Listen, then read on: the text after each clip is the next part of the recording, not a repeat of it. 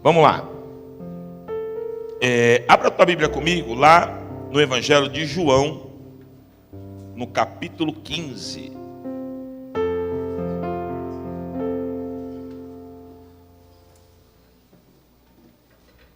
Bom, nós falamos que para que Deus comece a nos prosperar tem que haver semeadura, né? Falamos sobre isso aqui na oferta. E ao contrário do que muita gente pensa, e muita gente usa a igreja para, assim, na cabeça dela, não, vou fazer uma campanha, vou dar pulo, eu vou ficar rico. Isso é o que o povo pensa. Toda igreja que trabalha nesse segmento, ela é lotada por causa disso. Porque o povo não vai atrás de Deus, o povo vai atrás daquilo que Deus oferece. Só que eu tenho uma outra direção de Deus. Eu creio que eu posso ter a bênção de Deus, eu posso prosperar, mas vivendo Mateus 6,33. O que está escrito lá? E as demais coisas? Então é nisso que eu creio. Eu não creio em movimento, em conversa de homem. Eu creio no que a Bíblia diz. E a Bíblia diz isso, que se eu buscar o Senhor, como consequência disso, Deus vai o quê? Me abençoar. Glória a Deus. João 15, versículo 4, diz assim, ó.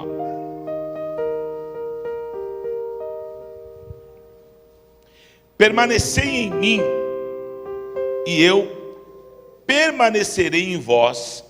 Como não pode o ramo produzir fruto de si mesmo, se não permanecer na videira, assim nem vós o podereis dar, se não permanecerdes em mim. Amém? Então, nós vamos tratar de finanças, mas hoje eu quero tratar com vocês aí, como é que eu posso falar? Igual quando a gente alugou aqui, né? Então, o bispo gosta de enfeite, de tudo bonitinho, mas não adiantava a gente, na hora que alugou, já vir e cuidar disso. Primeiro a gente tem que fazer o quê?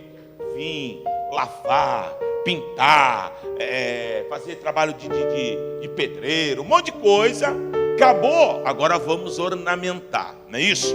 Então, para que eu prospere, para que Deus me abençoe, primeiro eu tenho que tratar o grosso, dar uma geral, porque tem muito lugar, muita casa que está aqui hoje, que está de ponta cabeça. Aí não tem como eu prosperar se eu estou com a minha vida toda detonada com Deus, tá bom? Então preste atenção, Jesus falou uma coisa aqui tremenda. Ele falou o quê? Que sem Ele, né, está na Bíblia, diz que sem Ele nada podeis. Amém? Então, para que eu possa ser abençoado e prosperar, Deus tem que agir na minha vida, e para isso é necessário então Deus trabalhar conosco, e Ele vai trabalhar em nome de Jesus, tá bom? Feche teus olhos, vamos orar. Pai, fala conosco nessa noite, ministra as nossas vidas, trata com cada um que entrou aqui, que veio para essas 3 quartas-feiras, viver a bênção na sua área financeira, vendo o Senhor sarando as suas finanças, as finanças da sua família, que o Senhor possa estabelecer sobre nós aqui hoje, a partir de hoje, melhor dizendo, um novo tempo, uma nova história, e que nós possamos prosperar, não a prosperidade mundana, cheia de falcatrua, de mentira, de engano, de roubo. Essa nós não queremos, Senhor. Nós queremos a prosperidade que emana do teu trono, que é limpa, que é bendita, a mesma que Abraão viveu, a mesma que por transferência veio sobre Isaac, sobre Jacó e sobre tantos outros. É essa a unção de bênção e de prosperidade que nós queremos, em nome de Jesus. Amém? Pode sentar, querido. Bom, então você já notou que a ideia aqui não é nada místico, vamos fazer figuinha, que agora vai chover dinheiro do teto, vamos dar 3 pulinhos, vamos passar no arco da bênção. Esquece tudo isso. Esquece tudo isso, isso aí a Bíblia passa longe. Amém? Nós queremos uma prosperidade bendita.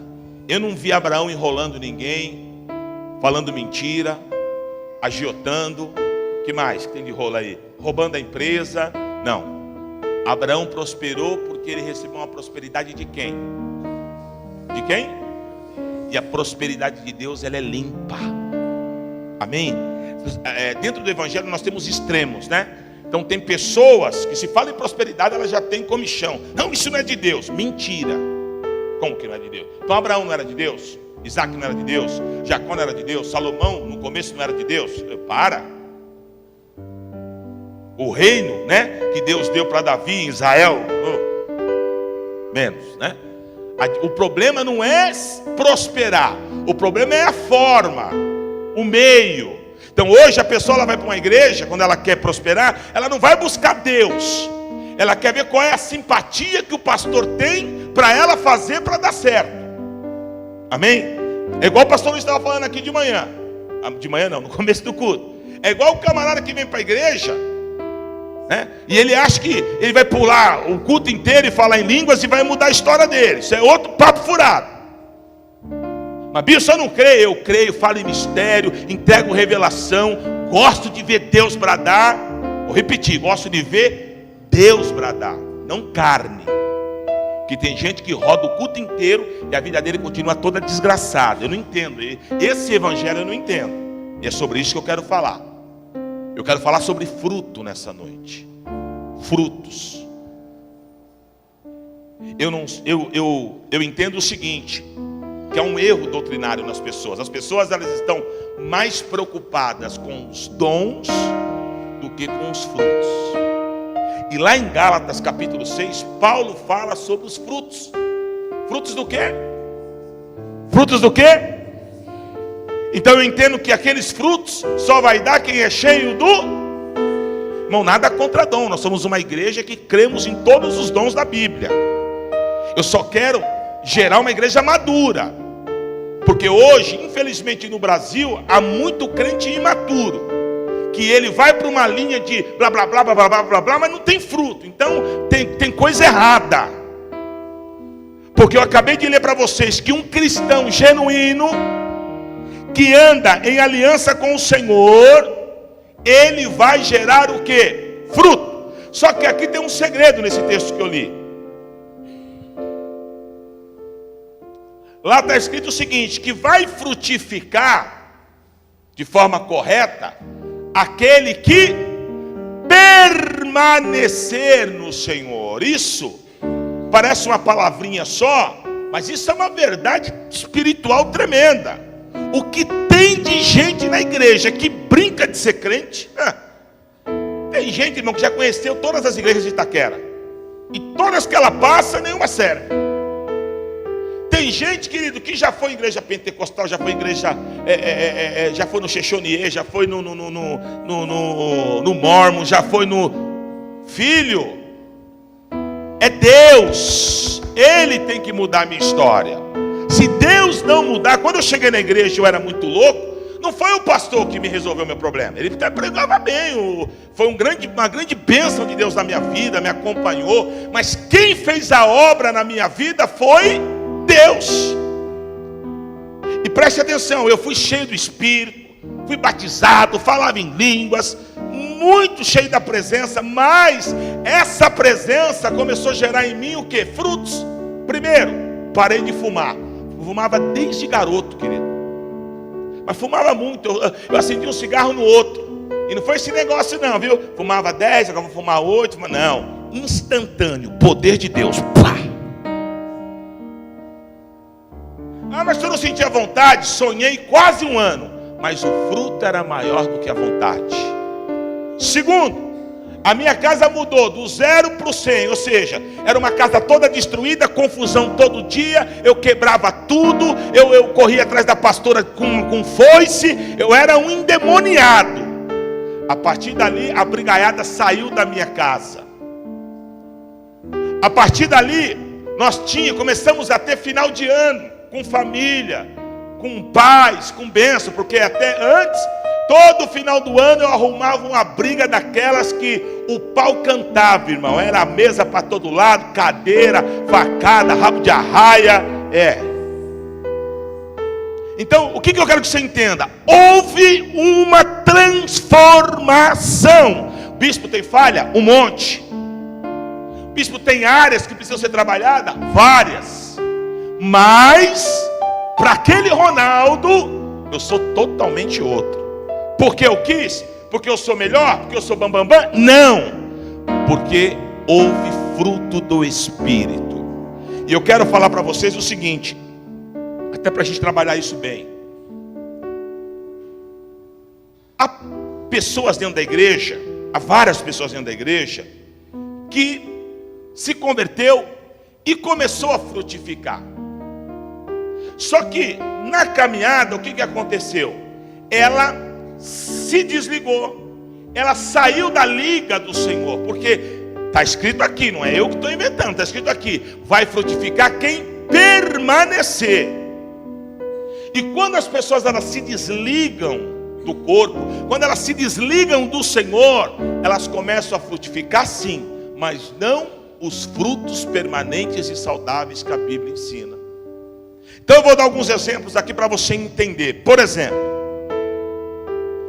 tem pessoas na igreja, tipos de pessoas na igreja, que o fruto que ela consegue dar é o que nós chamamos, lá em Amós, abre Amós capítulo 8, deixa marcadinho aí. Vamos abrir em Amós capítulo 8, versículo 1. Antes de Obadias, antes de Zacarias, antes de Naum. Não, depois de Naum.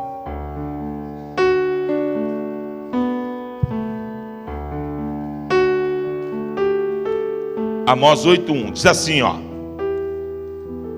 o Senhor Deus me fez ver isto.